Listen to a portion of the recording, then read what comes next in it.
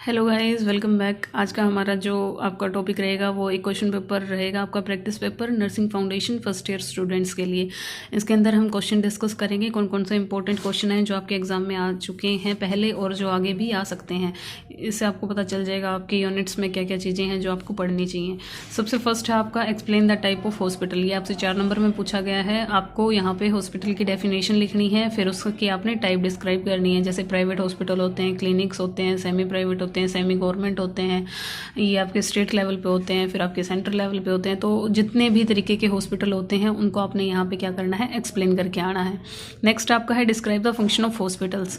Hospital के जो भी फंक्शन है, हॉस्पिटल आपकी ज़िंदगी में किस तरह से रोल प्ले कर रहा है, कैसे आपको वहाँ पे अच्छा ट्रीटमेंट मिल रहा है, प्रिवेंशन के मेजर्स मिल रहे हैं, वैक्सीनेशन मिल रही है आपको। आजकल हॉस्पिटल इंस्टीट्यूट के साथ भी ज्वाइन हो गए हैं, तो nurse study plus hospital practice work, जो भी आपको हॉस्पिटल से फ़ायदे या नुकसान जो भी हो रहा है वो आपने यहाँ पे क्या करके आना है, लिख के आना है। 5 नंबर में आपसे पूछा गया है।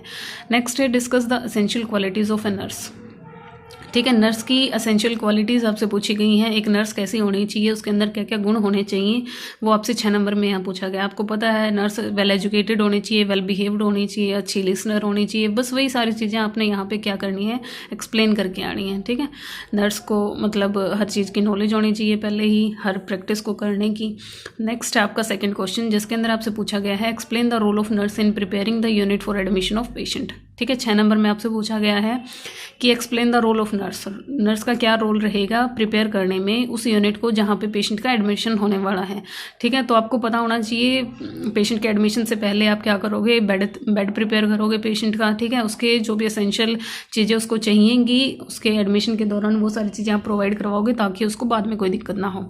नेक्स्ट है describe the steps you will take to assess and nursing diagnose for newly admitted patient in unit. Unit के अंदर आपके कोई नया पेशेंट आया है तो आप कौन कौन से स्टेप्स मतलब लोगे उसको असेस करने के लिए और डायग्नोज बनाने के लिए। अब आपको पता है जैसे ही पेशेंट आता है, सबसे ये आपसे 9 नंबर में पूछा गया है, असेसमेंट कैसे करते हो और डायग्नोज कैसे करते हो, ये आपको पता होना चाहिए। असेसमेंट में आपको पता है 2 तरीके का डाटा आप लेते हो, सब्जेक्टिव ऑब्जेक्टिव।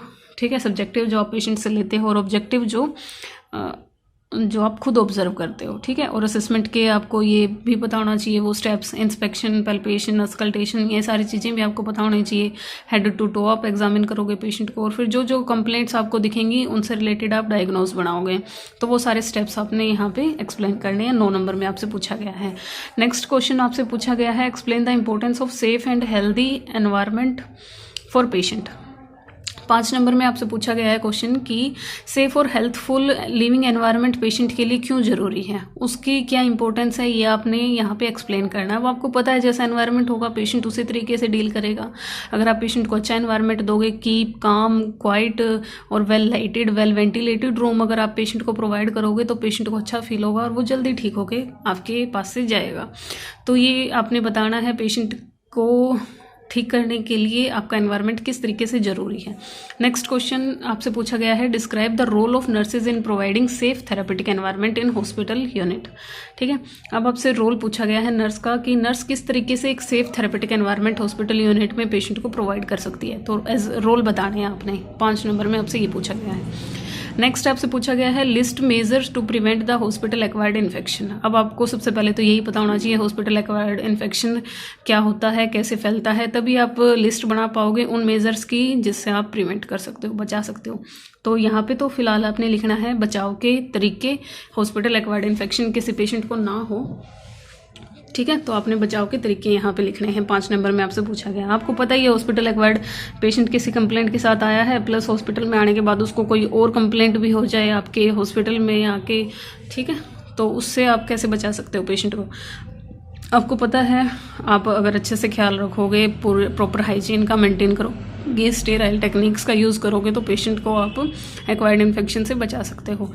नेक्स्ट आपसे क्वेश्चन पूछा गया है describe the importance of therapeutic nutrition for patients. ठीक है, अब आपसे न्यूट्रिशन, देखिए आपसे एनवायरनमेंट के बारे में पूछ लिया, असेसमेंट कैसे करोगे, हॉस्पिटल कैसे हैं। ठीक है, बहुत रिलेटेड से क्वेश्चन आपसे ये पूछे गए हैं।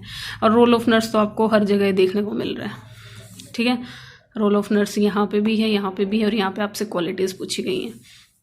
नेक्स्ट क्वेश्चन आपका describe the importance of therapeutic nutrition. अब आपको पता है पेशेंट आपके पास आते हैं एडमिट होते हैं तो आपको न्यूट्रिशन आपको हॉस्पिटल में देना होता है, तो उस न्यूट्रिशन का क्या बेनिफिट रहता है पेशेंट को, उसकी इंपॉर्टेंस आपने यहाँ डिस्क्राइब करनी है। 5 नंबर में आपसे पूछा गया है। अब आपको पता है पेशेंट को जो बीमारी है उसके हिसाब से अगर आप प्रॉपर डाइट दोगे तो क्या होगा, पेशेंट अच्छे से ठीक होगा, जल्दी उसको अच्छा फील होगा, खाना अच्छे से काम करेगा बॉडी के अंदर और पेशेंट को आराम मिलेगा, जो भी कमियां होंगी बॉडी में वो पूरी हो जाएंगी। नेक्स्ट आपका explain the role of nurse in planning and educating the patient about nutritional needs. ठीक है, अब आपने यहाँ रोल ऑफ नर्स बताना है।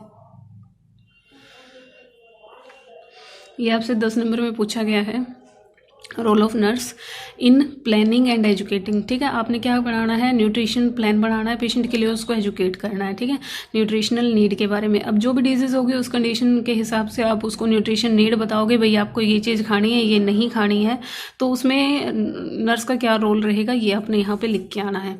नेक्स्ट है right the nursing intervention for any 3 of the following. आपको 4 क्वेश्चन दिए गए हैं, इनमें से 3 आपने अटेम्प्ट करने हैं, 5-5 नंबर के आपसे ही पूछे गए हैं। ठीक है, सबसे पहले आपसे पूछा गया है प्री ऑपरेटिव केयर। ठीक है, प्री का मतलब पहले, ऑपरेटिव मतलब ऑपरेशन से पहले क्या केयर देते हो वो आपने यहाँ पे लिखनी है।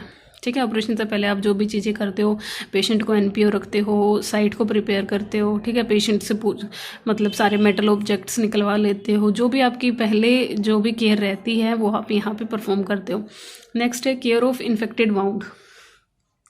इन्फेक्टेड वाउंड की आप कैसे केयर करोगे आपको पता होना चाहिए, ये आपसे 5 नंबर में पूछा गया है। अब आपको पता होना चाहिए इन्फेक्टेड वाउंड को आप कैसे क्लीन करोगे, कितने टाइम में क्लीन करोगे, कैसे उस वाउंड को असेस करोगे, पता करोगे ये ठीक हो रहा है या ये और ज़्यादा बदतर हो रहा है। तो इन सारी चीज़ों के बारे में आपको नॉलेज होनी चाहिए, तभी आप इसको क्वेश्चन को अटैम्प्ट कर पाओगे। नेक्स्ट है care of urinary catheter for patient with incontinence of urine. अब देखिए इनकंटिनेंस क्या, जिन पेशेंट का यूरिन बार बार मतलब आ रहा हो, ठीक है, बहुत कम अमाउंट में आ रहा हो लेकिन बार बार आ रहा हो, तो ऐसे पेशेंट के आपने यूरिनरी कैथेटर लगा रखा है। ठीक है, तो उस यूरिनरी कैथेटर की और आपकी यूरिथ्रा की कैसे केयर करते हो वो आपने यहाँ पे लिख के आना है। नेक्स्ट है isolation of patient with communicable disease. अब किसी पेशेंट को कम्युनिकेबल डिजीज़ है, उसको आपने आइसोलेट अलग करके रखा है और बाकी पेशेंट से, उसके आप कैसे केयर करोगे ये आपसे पूछा गया है। तो उस पेशेंट से आपको खुद भी प्रोटेक्ट होकर रहना है और आपने भी पेशेंट को उसको और अदर कोई इन्फेक्शन नहीं देना है।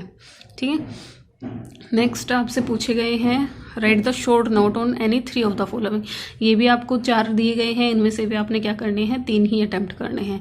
देखिए सबसे पहले पूछा गया है टर्मिनली इल पेशेंट। वो पेशेंट जो बिल्कुल लास्ट स्टेज पे हैं अपनी डिजीज़ के, तो उन पेशेंट के बारे में आप क्या सोचते हो, कैसे उनको केयर देते हो और कौन से आप उनको केयर प्रोवाइड करते हो, वो आपने यहाँ पे लिख के आना है। नेक्स्ट क्वेश्चन आपसे रूट ऑफ पेरेंटल थेरेपीज। ठीक है, रूट ऑफ पेरेंटल ये जो आपकी इंजेक्शंस वाली थी ना, जो हम पढ़ चुके हैं, IM, IV, सबक्यूटेनियस, ID, ये जो रूट्स हैं आपके इंजेक्शन के वो आपने बताने हैं यहाँ पे। ठीक है, कि किस किस रूट से आप क्या कर सकते हो, इंजेक्शंस दवाइयाँ दे सकते हो। पेरेंटल जो थेरेपी थी वो आपने यहाँ पे एक्सप्लेन करनी है।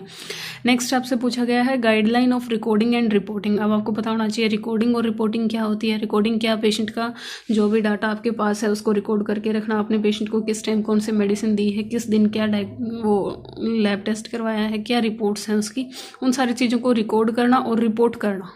ठीक है, उनको क्या करना, रिकॉर्ड करके आगे रिपोर्ट करना। तो ये सारी चीज़ें कैसे रिकॉर्ड करते हैं, कैसे रिपोर्ट करते हैं, उनके जो गाइडलाइन प्रिंसिपल हैं वो क्या चीज़ें होती हैं, वो आपने इसके अंदर एक्सप्लेन करके आना है। नेक्स्ट जो इंपॉर्टेंट क्वेश्चन है वो है मेडिको लीगल इश्यूज़। ठीक है, मेडिको लीगल इश्यूज़ क्या होते हैं और कितनी तरह के होते हैं और किस इशू में क्या आपको सज़ा मिलती है, ये आपको पता होना चाहिए। मेडिको लीगल इश्यूज़ देखिए क्या होते हैं, जैसे आप एज अ नर्स पेशेंट को मार रही हैं, पीट रही हैं, वर्बल थ्रेट कर रही हैं, उसके अच्छे से ध्यान नहीं रख रही हैं, तो वो कौन कौन से इश्यूज़ होते हैं और उनको एक्सप्लेन करना है आपने यहाँ पे 5 नंबर में। ठीक है, तो ये आपका एक क्वेश्चन पेपर था। आई होप आपको ये क्वेश्चन इंपॉर्टेंट लगे हों, क्योंकि ये एक ओरिजिनल क्वेश्चन पेपर आपका जो पहले आया हुआ है, इनमें से कुछ क्वेश्चंस हैं जो आगे भी रिपीट हो सकते हैं और इससे आपको आइडिया मिल गया होगा आपके क्वेश्चन पेपर में कैसे कैसे क्वेश्चन आते हैं और आपने किस तरीके से एक पेपर को अटेम्प्ट करना है। सो थैंक यू गाइज, मिलते हैं नेक्स्ट वीडियो के अंदर।